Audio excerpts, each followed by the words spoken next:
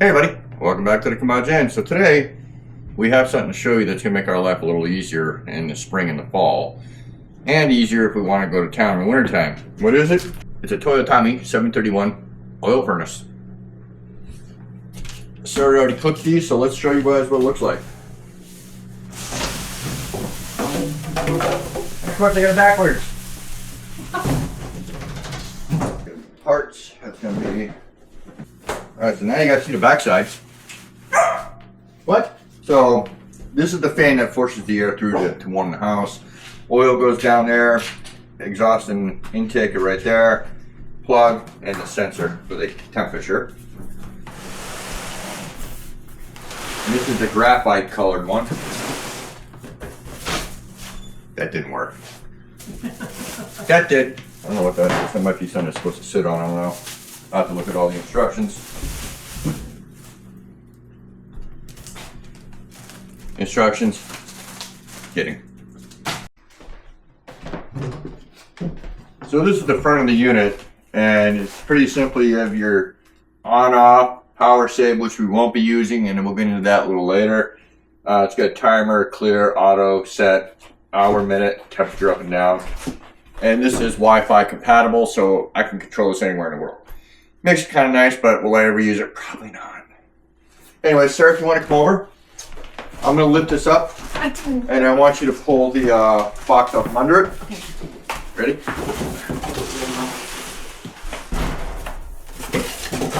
Okay, so that's the unit there. It's not very big, which is kind of nice.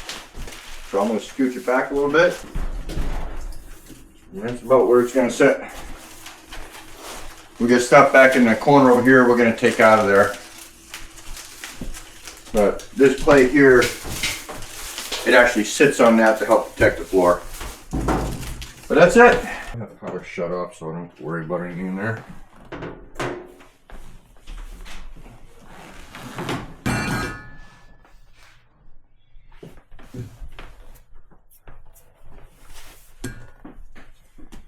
How did it go? I gotta move this a little bit so I can put it in there.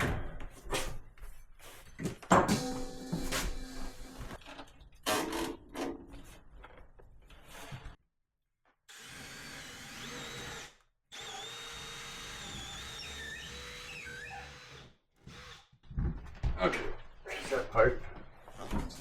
Got a hole all the way through the outside. You change bits and cut the hole. And when you do the outside, you want to slightly angle down so any condensation drains.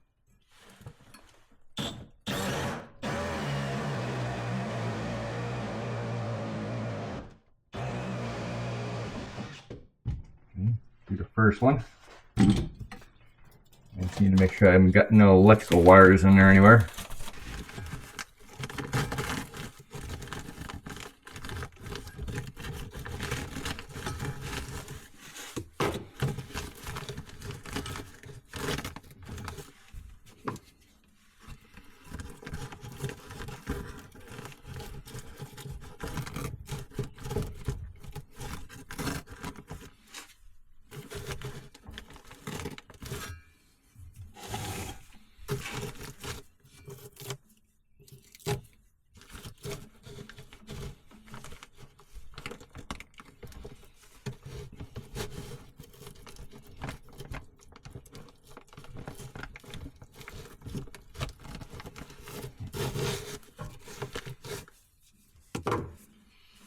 See where my hole is going across.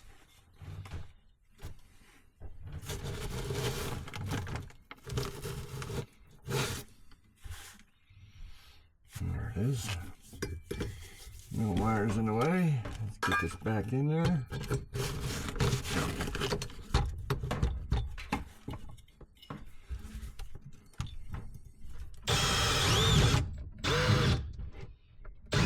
Oh no. Hopefully it's long enough. I might have to go outside and do it.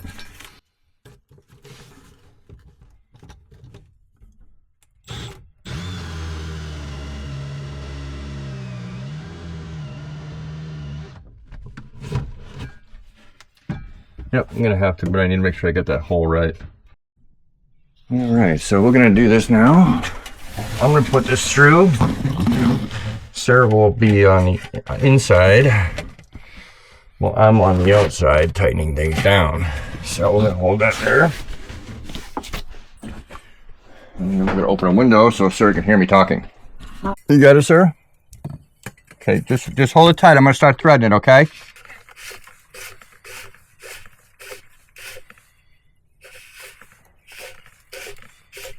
Yeah, we're going on.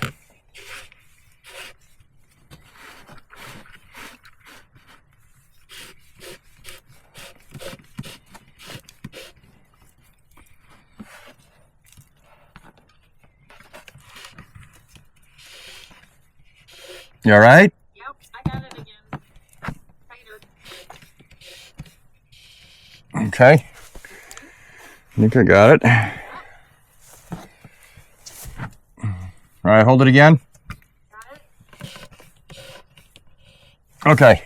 All right, so that's it now. You can see the light going through. All right, so this is our fuel tank.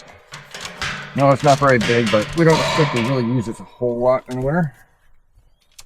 Maybe for a couple weeks at a time, depending on temperatures outside.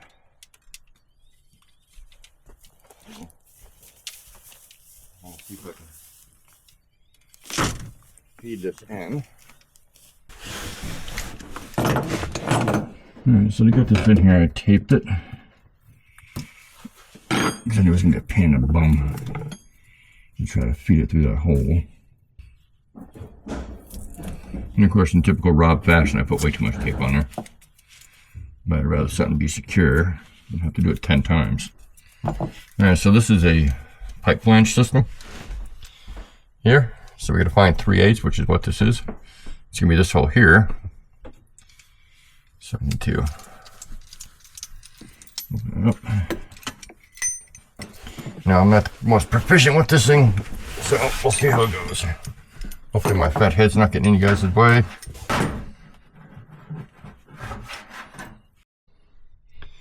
So yeah, I'm pretty thick-headed. I don't know why I didn't move the tools and stuff out of the way so I get in here a little easier. But I did now. Even Sarah said, dumbass. She did. Well, I would have.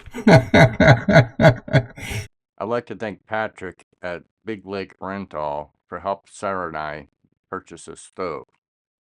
If you're in our area, there are amazing people to work with over there at Big Lake Rental. Make sure you go down and check them out, and the prices are really reasonable, and they're going to have everything you need to install this, for the most part. If you're going to install it yourself, you're going to have the know-how on your own. We watched Adam and Phil's video from Alaska cut the cord on their install on their Toyo, and that helped us a lot. Right then, mess up the backside.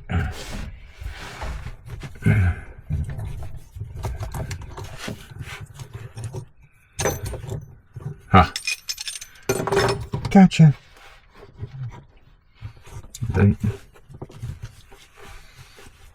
Yep. Okay.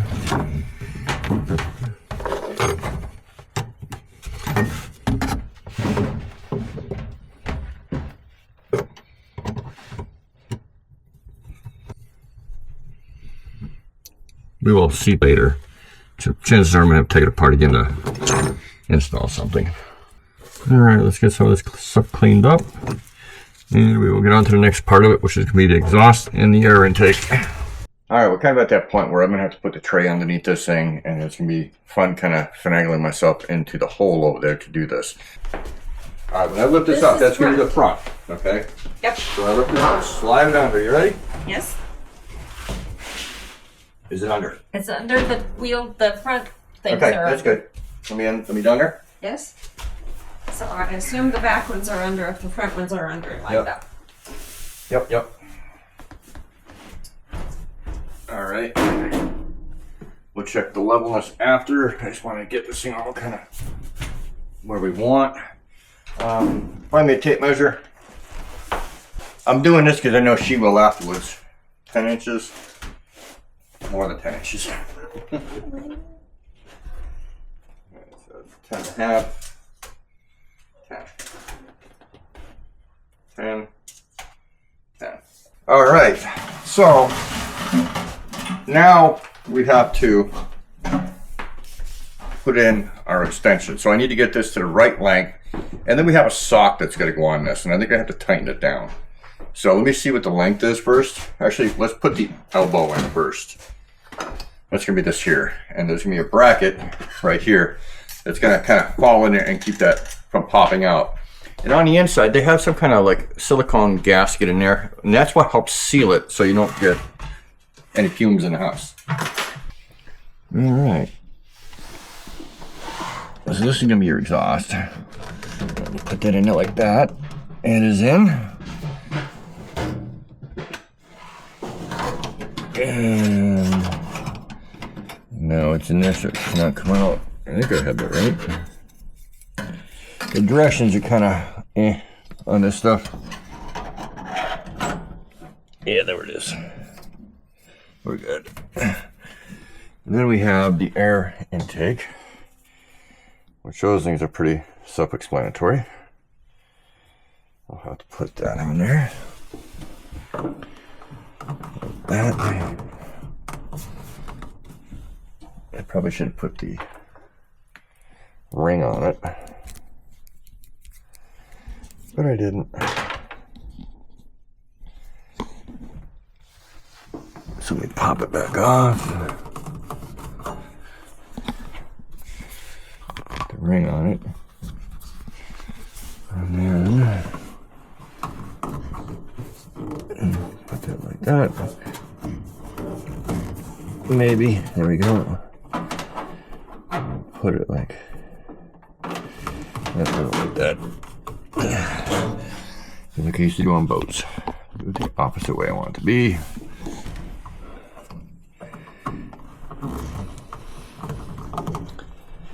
Alright, then I can screw that down and tighten down on that. So now we've got to get all our fittings in. Be right back. Alright, so now I've got to take a measurement, see how far this has got to be. And it's going to go that way.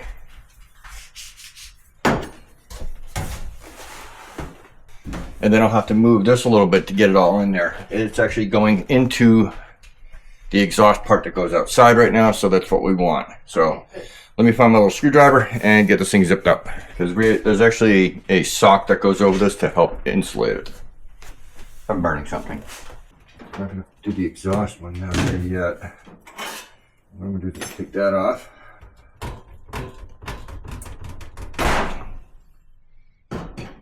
In there.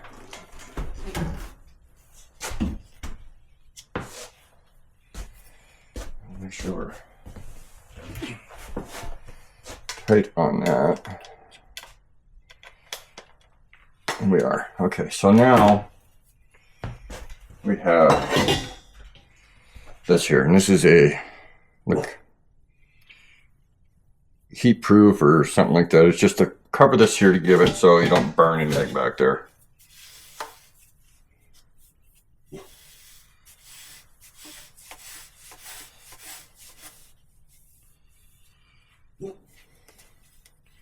Don't mind Mishka. She's just having one of Mishka days. She likes to talk lately.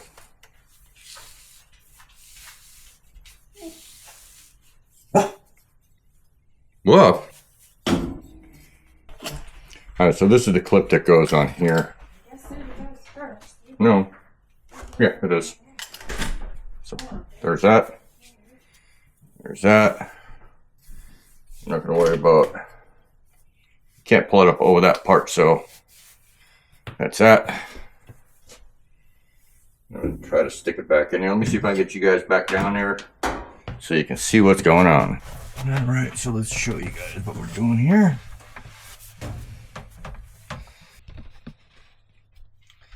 Alright, so we gotta get it into there.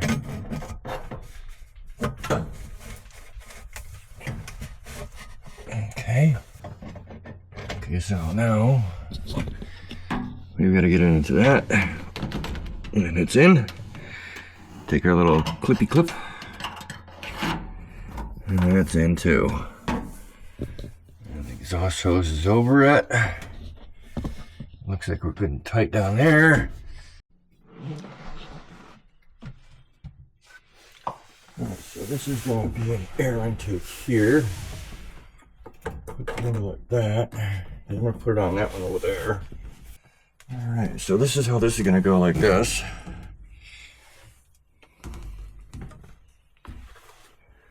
Hat be gone.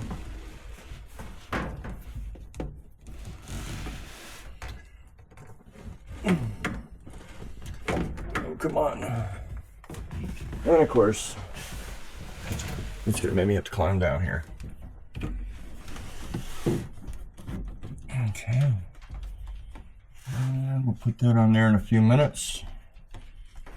We need to get the other end on first. Get that right there.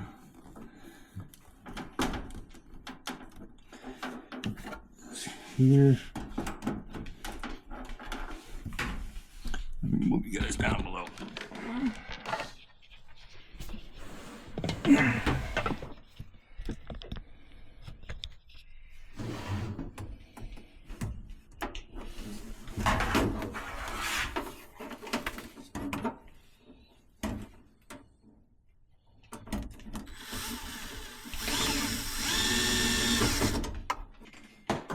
I need this.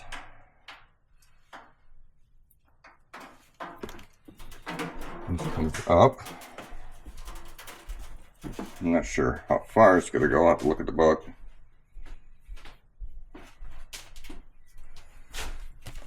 Set it up here for right now. Now our next step is I need to go hook up the oil drum and fill the tank. In the meantime, I can make this work.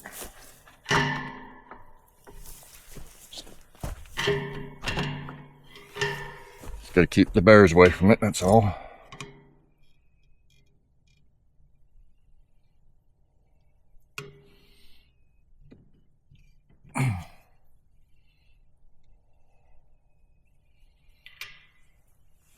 And the great thing is I can adjust this afterwards.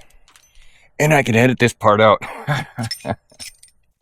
The whole process for installing the stove is rather simple. And if you have any problems, you can always refer to a video on YouTube University. My biggest problem were these fittings. I'm not that great at these, but I did get it in the end.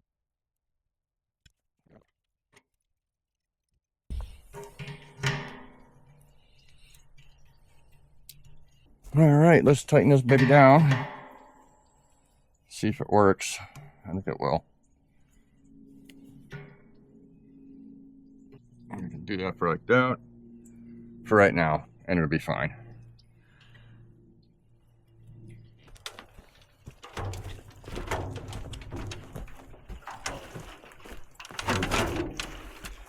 I need the fuel pump.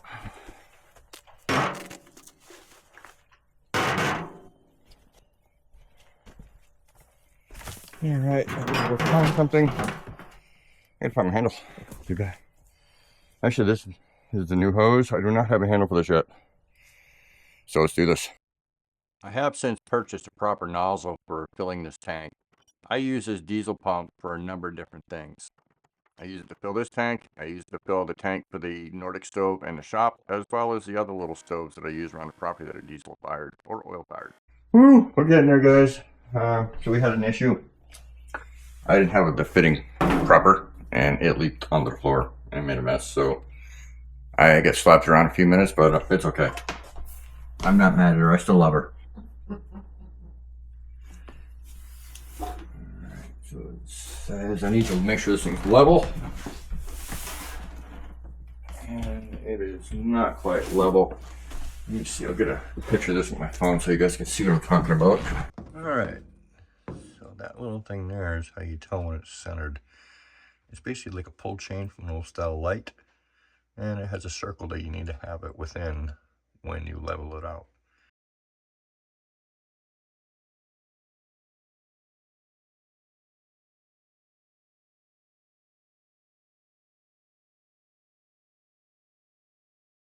There you go. Sorry, I'm a hot mess. It's been a rough one. Alright, so I need to get my booklet and see what I gotta do to program this. Whoops. Booklet was here. Alright, that's been done. Look here in. Let's bring you guys down here. Here's what I'm looking at. We're plugged in. Clock, so we need to hit set time of day. So hour. What time is it? It's 12:39. Okay. Alright, so that's good. Setting the day of the week. Press the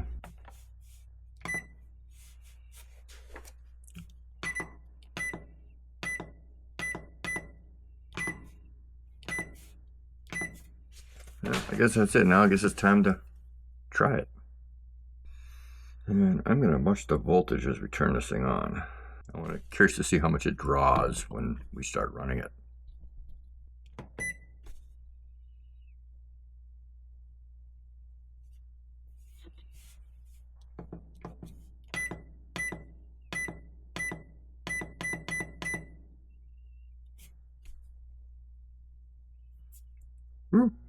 She's power hungry.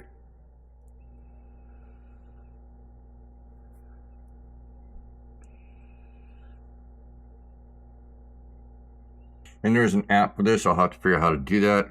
We'll get it hooked up to the Wi-Fi. And at that point, we can control it from anywhere on the planet. So if Sarah makes me mad, I can turn it off in the middle of the night. Don't believe that. I can't run that fast to hide from her. And it just kicked on. And oh my. Sarah, come here. Oh my, that feels nice.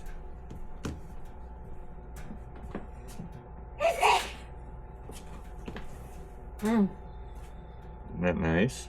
Yes. Oh no, those are cold. She's put her hands on me. So I'm gonna let this run for a little bit. And I gotta change the battery in the camera, and I need to find out about putting the app on my phone so I can put this thing onto the internet so I can control it. So we did hook the Wi-Fi up.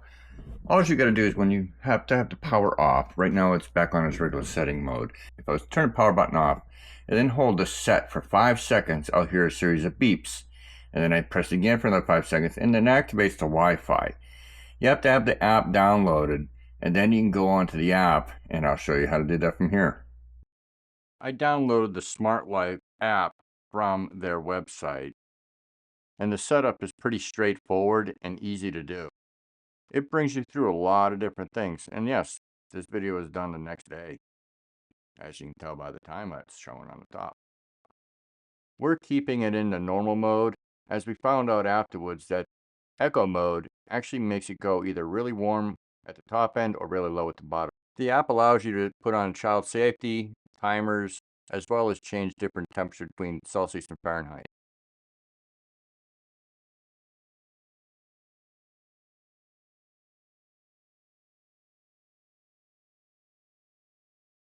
This section here gives you your device information, creating groups, share your device, things like that. You can also hook up third-party controls, which is what I'm doing here. I'm hooking it into my smart system through my Google Nest that my brother John sent up to me some time ago.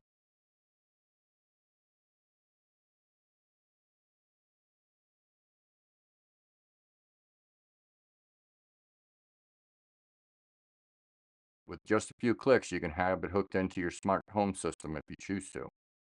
I haven't tried to control it via my Google Nest yet, but I'll try that another day. But it's just a few simple clicks and it's done.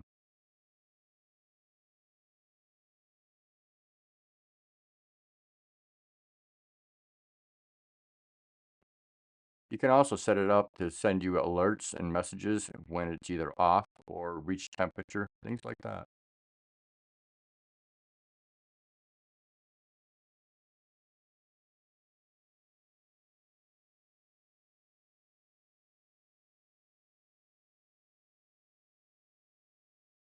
It was a pretty straightforward system to set up, both as a device and onto my smart system.